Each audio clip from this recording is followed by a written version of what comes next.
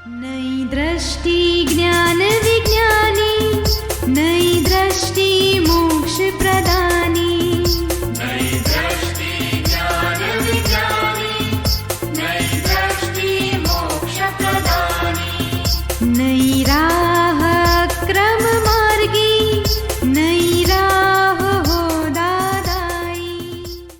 नमस्कार, आदाब, सत श्री अकाल, वणकम, जय श्री कृष्ण, जय स्वामीनारायण, जय सच्चिदानंद। दोस्तों, दादा भगवान परिवार आप सभी का स्वागत करता है नई दृष्टि नई राह प्रोग्राम में। बच्चे, किड्स, टीनेजर्स, आपको तो पता चल ही गया होगा आज हम किसकी बात कर रहे हैं। जी हाँ दोस्तों, आज हम बात कर रहे हैं माता पिता और बच्चों के व्यवहार के बारे में। तो दोस्तों, सवाल ये है कि कितना प्रेम बच्चों के लिए इनफ है? क्या इसका कोई मापदंड है? कब, कहां और कितना प्रेम दिखाइए? क्या आपको ऐसा नहीं लगता कि हम हमारे बच्चों से कभी कभी एक्सेसिव प्रेम करते हैं और उसकी वजह से ओवर प्रोटेक्टिव हो जाते हैं? इवेंचुअली वो सफोकेशन फील करते हैं। और क्या पेरेंट्स का ये एक्सेसिव प्रेम या मोह कह लो बच्चों के डेवलपमेंट में बाधक नहीं होता? कई बार इस मोह का पेरेंट्स को पता ही नहीं चलता और बच्चे ये जानते हैं और उसका अनड्यू एडवांटेज भी लेते हैं। तो ये प्रेम और मोह के बीच की डिमार्केशन लाइन कैसे पहचानें और इनमें बैलेंस कैसे रखें? चलिए सुनते हैं हमारे आत्मज्ञानियों से इसका सीक्रेट। मुझे मेरे पेरेंट्स पर बहुत गुस्सा आता है। मुझे लगता है कि मैं इतना बड़ा हो गया हूँ फिर भी वे लोग मेरी इतनी फिक्र क्यों करते हैं? क्योंकि वो पेरेंट्स है। बराबर है। तो वो मैं समझता हूँ, आप लेकिन तो फिर कितने भी भी हो बड़े जाता क्यों ना हो, लेकिन पेरेंट्स को हमेशा ऐसा ही लगता है कि ये बेटा है, छोटा है, ना समझ है, कम समझता है। आप 50 साल के हो गए ना तो भी आपके पेरेंट्स बूढ़े, एकदम बूढ़े हो गए लेकिन तो भी उनको ऐसा ही लगेगा कि ये बेटा है, बच्चा है अभी। हर पेरेंट्स का ऐसी हालत है। और आपके पेरेंट्स आपके साथ इतने अटैच होते हैं, मोह से अटैच होते हैं, ममता से अटैच होते हैं, इसलिए उनको ज़्यादा फिक्र होती है आपकी। जितना उनको आपके साथ अटैचमेंट होता है उतना आपको उनके साथ नहीं होता है, इसलिए ये प्रॉब्लम होता है। हाँ, आप उनके ये इस चीज़ को अप्रिशिएट करना सीखो कि उनको कितना अटैचमेंट है, इसलिए मेरी इतनी फिक्र करते हैं। नहीं तो इस दुनिया में अपनी फिक्र करने वाला कौन है? आपकी शादी हो गई है? नहीं। हाँ, नहीं तो वो एक तीसरी मिलती थी फिक्र वाली। अभी तो बचे हुए हैं। यही जो अपने अपने लोग हैं, नजदीक है, जो हमारे साथ अटैच हैं। लेकिन कभी कभी एक ही चीज वो लोग 4-4-5 बार रिपीट करते हैं, ऐसा करना थी, ऐसा करना। मैं बोल रहा हूँ समझ गया हूँ मैं, तो फिर भी कभी ऐसा है जैसे जैसे उम्र बढ़ती है ना हम्म वैसे वैसे ये लोग भूल जाते हैं कि हमने एक बार ये बात बताई है, 2 बार बताई है। उनको याद नहीं रहता है, भूल जाते हैं। उनको लगता है एवरी टाइम उनको लगता है कि हम पहली बार ही बेटे को समझा रहे हैं। आप गिनते हो, आपकी तकलीफ है।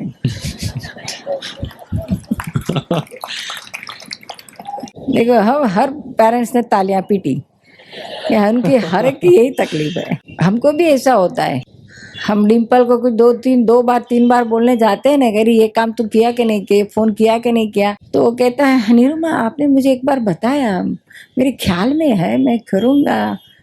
फिर हम समझ जाते हैं कि ये अपनी गलती हो गई। ये बोलता है कि आपने बताया है और हमें भूल गई, या मैं ज़्यादा इमोशनल हो गई कि ये काम अब जल्दी पूरा होना चाहिए, पहले फ़ोन करना चाहिए, इम्पोर्टेंट है। मेरे व्यू पॉइंट से मुझे उतावल है, लेकिन उसको तो ठंडे कलेजे से करता है अपने टाइम से। वो उसके दिमाग से सोचता है कि जिसको फ़ोन करना है वो अभी मुझे मिलेगा या अच्छे मूड में रहेगा कि क्या होगा, क्या है।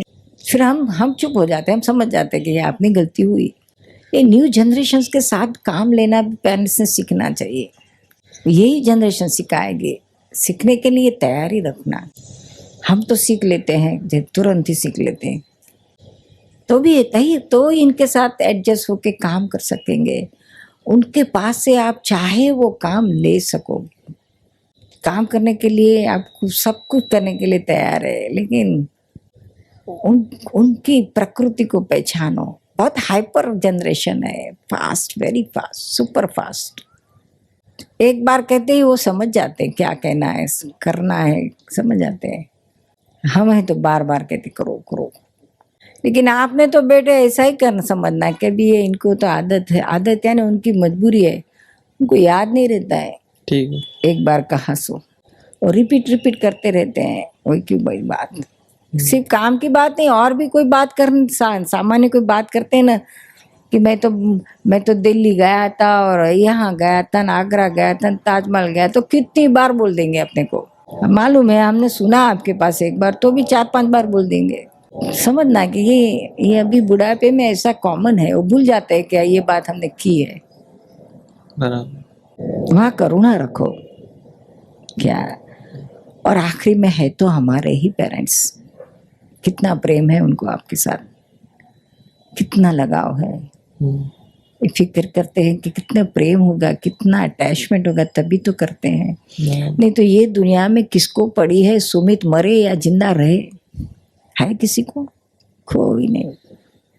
ये अपने वाले है, उनको ही लगता है, तो हम उनको ये दृष्टि से देखो कि फिक्र करते तो उनको इतना अटैचमेंट इसलिए करते हैं। आप इरिटेट होके मत देखो। आप सुन रहे हैं नई दृष्टि नई राह। दोस्तों, आज हम बात कर रहे हैं माता पिता और बच्चे के बारे में। दोस्तों, बच्चों को अपने माँ बाप के साथ कैसा व्यवहार करना चाहिए वो तो हम कई बार सुनते हैं। क्या कभी माँ बाप को बच्चों के साथ कैसा रहना चाहिए वो सुना है, जाना है, समझा है? हमने कभी सोचा है बच्चों के छोटे दिमाग पर माँ बाप की डिमांड्स का, एंगर का, डिसिप्लिन का क्या असर होता होगा? इस देश में रहते हुए हमारे बच्चे दोनों कल्चर के बीच कंफ्यूज सी हो जाते हैं। घर में और सिखाया जाता है और स्कूल कॉलेज में और दिखाई देता है। क्या आपने सोचा है बच्चों को इन दोनों कल्चर में, फ्रेंड्स और करियर में बैलेंस बनाए रखना कितना मुश्किल होता होगा? क्या पेरेंट्स को इस स्ट्रेस का पता भी है? पेरेंट्स को तो यही लगता है कि अपना बच्चा अपने कल्चर की वैल्यू समझे और बाहर भी नाम कमाए। तो गलती कहाँ होती है, किससे होती है, बच्चों से या पेरेंट्स से? इन सारे सिचुएशन में उनको कैसे सपोर्ट करें, कैसी समझ दे कि उनका कैरेक्टर उभर के आए और वो स्ट्रॉन्ग ह्यूमन बीइंग्स बने? आइए जानते हैं अपने प्यारे आत्मज्ञानी से। बच्चों की साइकोलॉजी हम माँ बाप समझ नहीं पाते हैं आजकल, उनको हम पुराने ख्यालात के लगते हैं। तो इस जनरेशन के गैप को हम कैसे दूर करें? और वह हमसे झूठ बोलते हैं, हमारे साथ कपट भी करते हैं, बातें छुपाते हैं, तो बच्चों के साथ कैसे डील करें आजकल का जो ये वातावरण है इसके कारण? हमें उनके जैसे हो जाने का। वो बोले वेबसाइट में, अरे क्या आया बता मुझे, कैसे तुमने चालू किया, ऐसे वो क्या था उसमें, अरे वाह। तो उसके साथ हम फ्रेंडली डीलिंग करें। मैं माँ हूँ, मेरा बेटा है, बिगड़ जाएगा, उसको कैसे सुधारो। सारे दिन वो टेंशन में रहोगे तो रिएक्शन आते रहेगा।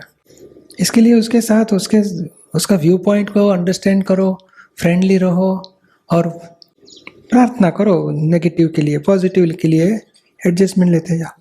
और पुराने ख्यालात के रखते हैं तो हमें एडजस्टमेंट ऐसा लेना चाहिए, नहीं वो बोले ये बरोबर नहीं है, चलो मैं तुम्हारे जैसे कैसे, मुझे मॉडर्न कैसे रहना सिखा दो, तो सिखाएगा हमें। और झूठ क्यों बोलते हैं? उसको डर लगता है कि मैं सच बताऊंगा तो मुझे डांटेंगे, मुझे कुछ क्रोध करेंगे या मेरे प्रति अभाव दिखाएंगे। अगर हमें उसके फ्रेंड रहेंगे, वो दो फ्रेंड बोलो, अपने साथ एक दूसरे के साथ आराम से बात करते हैं, झूठ सच कभी झूठ नहीं बोलते, सच्ची गलत होगी तो भी सच्ची बात बता देते हैं। गर्लफ्रेंड बॉयफ्रेंड भी बता देते हैं हमारा ऐसा है, ये है, वो है। हमारे साथ क्यों? तो उसको डर है, मेरी बात सुनते नहीं है, मेरी बात को मानते नहीं है, मेरी बात को विरोध करते हैं, मेरी बात के लिए डांटते रहते हैं। उसको प्रेम नहीं लगता है हमारे तरफ से। बचपन से लेके उसके पीछे ही हम, तू ये कर, ये मत कर, ये करना चाहिए, ये नहीं करना चाहिए, तो ऐसे ध्यान रख, ऐसे इतनी सारी बातें बताई है तो महत्व की 2 बातें हमें इसके लिए छूट जाती है। सुनने की तैयारी उसकी बंद हो जाती है। हमारी तरफ से तो जैसे दादाजी के पास बोलो, सब बच्चे अपनी अब सब गलतियां खुले कर देते थे, बुरा अच्छा सब खुला कर देते थे, क्योंकि वितराग थे और उनको लगता था कि इनके पास बताएंगे मुझे सच्ची मेरी मुसीबतों को सॉल्यूशन मिलेगा मुझे। हमारे तरफ से तो ये मुसीबत का सॉल्यूशन खुद ही दुखी है, हमें दुखी करेंगे, ऐसे लगता है उनको। उसको प्रेम लगना चाहिए, उसको और हमारी सोच उसको कैसे समाधान मिले, कैसे वो प्रगति हो जाए। और आसक्ति के बिना करना चाहिए, मोह के बिना, ममता के बिना, प्रेम से फर्ज अदा करते हैं ऐसे वितरागता से, तो ही ये झूठ नहीं बोलेंगे, हमारे से बातें नहीं छुपाएंगे, खुले हम बता देंगे हम भी उसकी सच्ची बात है, नहीं बहुत अच्छा है तो आगे बढ़ इसमें। ऐसे कुछ व्यवहार हमारी कहाँ गलती होती है, और दूसरे पड़ोसी का लड़का है तो उसके साथ हम व्यवहार कैसा करेंगे, हमारा लड़का है उसके साथ व्यवहार कैसे। यहाँ हमारी ममता है, यहाँ हम फर्ज या व्यवहार से करते, कोई राग द्वेष बिना व्यवहार करते। ये डिफरेंस देखो और हम वितरागता से कैसे व्यवहार कर सके, ऐसी जागृति बढ़ाओ। अभी जैसे कंपैरिजन करते हैं तो भी ऐसा होता है कि कोई बच्चों कंपैरिजन के से साथ भी होएगा ही। वो हमारी कंपैरिजन दूसरी माँ से करे, दूसरे फ्रेंड की मार्क्स से चलेगा हमें। हमारे पति का दूसरे पिता के साथ कंपैरिजन करेगा, चलेगा? नहीं। तो हमें ही नहीं पसंद है तो हम क्यों उसके साथ ऐसे व्यवहार करें। और हमें ज्यादा अपेक्षा है, ये लड़का ऐसा ही होना चाहिए, ये क्यों ऐसा नहीं करता है।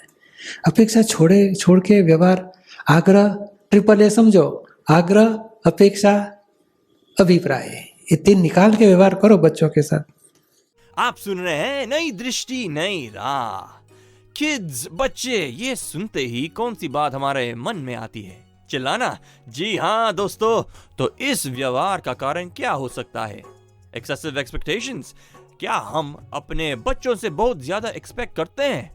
आज के जमाने में देखा जाए तो बच्चों का पूरा schooling life extra curricular activities में ही जाता है। हमारे बच्चे एजुकेशन में तो अव्वल आने ही चाहिए। तो ये माता पिता के एक्सपेक्टेशन का हमारे बच्चों पे क्या असर पड़ता होगा? चलिए सुनते हैं हमारे नेक्स्ट सेगमेंट में। पढ़ाई के लिए बोलती हूँ तो उसको बहुत दुख लगता है। हाँ, तो अभी बोलने का पति को पूछ लेने का, कितना बोलूं मैं? वो बोलेगी इतनी बात बताओ, तो बंद, इतना बताने का, ज्यादा बंद कर दो। तुझे दीपक भाई आप ही बताओ, आए इधर लड़का क्या, कितनी, कौन से स्टैंडर्ड में है? अभी 10th का दिया है तो अभी 78% आए हैं उसको। हाँ, मगर आप ज्यादा, आपको रोज डांटते रहे तो आप पढ़ोगे, कि आपको कुछ नहीं बताया तो भी आप पढ़ोगे?